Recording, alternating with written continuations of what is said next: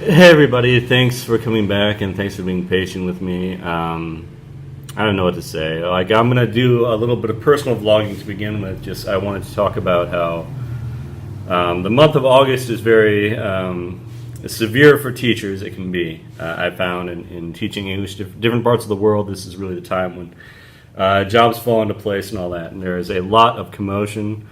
And it's quite hectic for teachers, and we already see the back-to-school spirit here in Vietnam. But just as I remember seeing it in the United States, although I never worked as a teacher there, I was in fact a taxi driver, 2 different states, which I will talk about sometime because I have great taxi stories. But anyway, before I get into the one news event that I wanted to cover, which also relates to Christianity, which is Pope Francis declaring death penalty to be immoral or wrong, whatever. So we'll look in that article for a minute. And to begin with, I played That's Another Song by Brian White, and that's I remember listening to that when I was a kid. It was one of those songs, current country songs that my dad was into. But I taught it to a class in Korea, and they loved it. The imagery of putting pennies on a train track in specific. So if you listen to it, I mean, my version kind of sucks. Admittedly, I'm still a beginner. I just really picked up guitar for the first time really this summer. But I've got the lyrics there, and the lyrics are great, and that'd be great for class to the extent that I would do anything related to teaching on this channel, because for anyone who comes to visit, especially I know I have employers, like this isn't dumbed down English, this isn't teacher English, this isn't scholarly English, this is like how I would naturally speak to another person. And I'm doing my best to get this on camera because this is sort of a universal just text or video message that I would send to anyone. So that's really the point, the gist of Jinkajabo. And then that said, I wanted to talk a little bit more about the title. Of course, we have examined, I'm sure we've talked about, like, it comes from James Joyce, but really the James Joyce is himself quoting the King James version of the Bible. It's his own twisted manifestation of it, where the baby talk, the child asking for water, is really a reference to Jesus in the book of Matthew saying, give water to the child. So it's all about kindness. It's all about the cup, the cup of suffering, and the water and the wine. The wine being suffering, if we think about the Eucharist, and the water being healing and redemption. The living water, just as the Word of God itself is spoken of as the bread, which doesn't come from Jesus. As I've gone through my 3rd journey through the Bible, and just today I finished the book of Matthew, as well as the Old Testament. I finished the Old Testament, and I was like, I just have to keep going. And so I read the book of Matthew, or listened to the book of Matthew after reading the last, 7 or 8 books of the Old Testament. And I was just so amazed by it. It's amazing, like, going through this journey through the Bible again, and getting to this point where these are all these synchronistic things. This concept of a drink of water, this concept of the drunkenness of the Spirit, really is really quite amazing, and it really kind of fits with my understanding of Christian cultures around the world.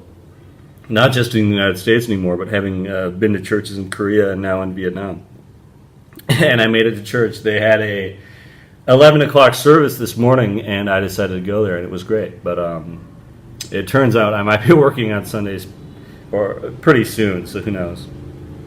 I do know there are nightly masses, but I am as yet undecided about the Catholics. However, this is a good segue to my next video, where I'm going to be talking about Pope Francis declaring death penalty unacceptable in all cases. So we'll get to that in a moment here. But I just wanted to say that as my 3rd trip through the Bible, this is I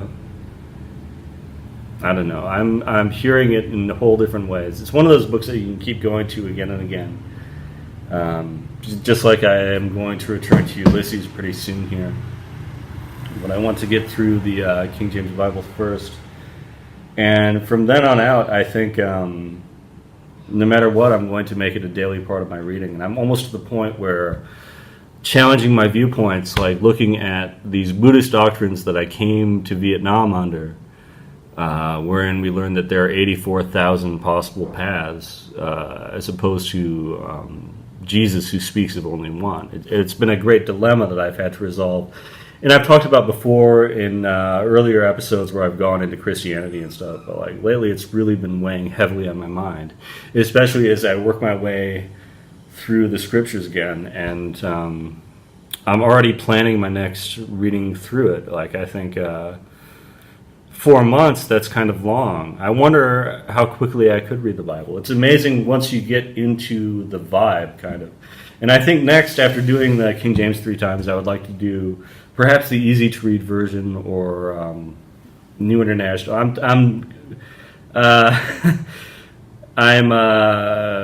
What's the word?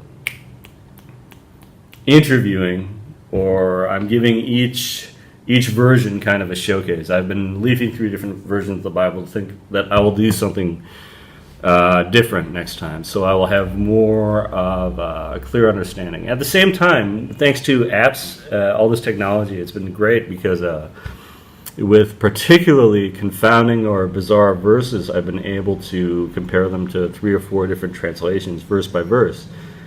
And this is the first time that's been possible, and I think anyone who uses apps or reads online should totally take advantage of how easy it is to read the Bible now, and how clear it is now, and how it is a book that is the most sold book in the world and translated into the most languages of any book. It's really quite remarkable. When we look at the global scale, the impact of this book, which is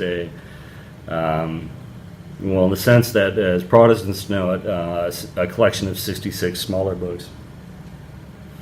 Anyway, my update is that I am up to where I just finished the book of Matthew earlier tonight, and I'm just going to keep going. We'll see how long it takes to get me through the New Testament, but I'm just on a roll now. I can't put it down. It's amazing once you get into the mindset of the Bible, like how it completely wraps you in.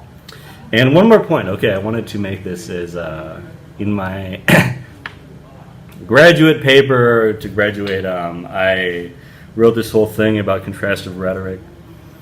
And one thing that I learned in my studies of contrastive rhetoric was just basically looking at how different languages and different cultures express different ideas. And they found common groupings certainly among Chinese, Japanese, Vietnamese, etc., as well as Arabic and Hebrew and so on. The thing about Aramaic, Hebrew, Arabic, all these different languages is that they follow a parallel kind of structure where the same story gets repeated many times, but from different viewpoints. And the idea is that it gives something more flesh and reality. And my study of narratology sort of brings that together, is the idea that, if, for example, in court testimony, if you have several people that tell the same story, even if there are slight variations, you get closer and closer to the truth. And that's sort of the Hebrew style of writing, as well as whatever Greek style, in the sense that Jesus is expressed, this idea that you do not tell the story of his life and his sermons once, but you tell it 4 times. And then we get into letters which replace basically the prophets or the Psalms of old. So anyway, I've learned a lot about the Bible in my 3rd way through, and I'm going to make a lot of videos about the Bible, so get ready for that. And thanks for watching Jinky Jabo. Over and out.